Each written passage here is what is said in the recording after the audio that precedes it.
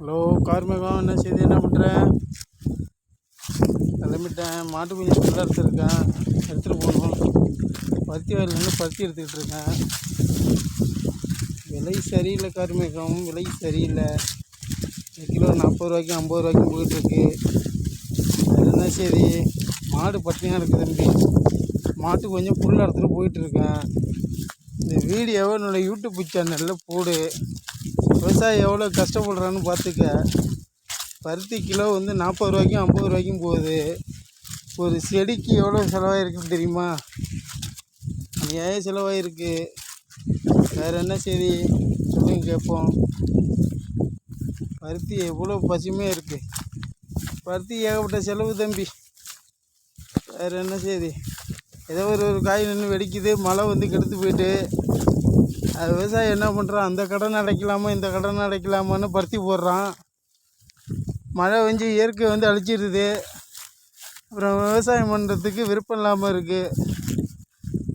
வேறு என்ன, நீ தான் சொல்லணும். உள்ள அறுத்துருக்கேன், மாடு பட்டினி அடக்கு. வயலில் போகுது. இது நெல், இது பருத்தி. நம்மளுடைய பருத்தி பார்த்துக்க. இது என்னுடைய வயல் தம்பி. 1.5 ஏக்கர் நெல் விதைச்சிருக்கேன். என்ன நெல் விதைச்சிருக்கேன்னா 45 விதைச்சிருக்கேன். நல்லா இருக்குது. எவ்வளோ கஷ்டப்பட்டு எலி கொண்டு போவோம். அதுக்கப்புறம் அறுவடை செய்யும்போது மழை பெய்யும். எல்லா இயற்கை சூழலுக்கும் கட்டுப்பட்டு அந்த விவசாயி அந்த விதைக்கிற நெல் எடுத்து அந்த நெல்லை விற்கிற வரைக்கும் அவன் படுற கஷ்டம் யாருக்கும் தெரியாது.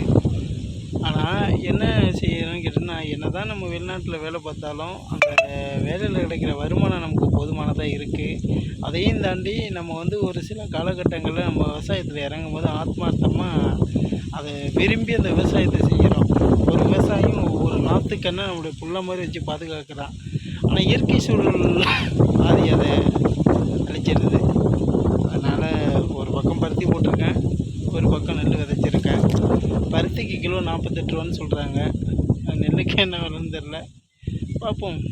எப்படியும் நமக்கு லாபம் வராதாங்கிற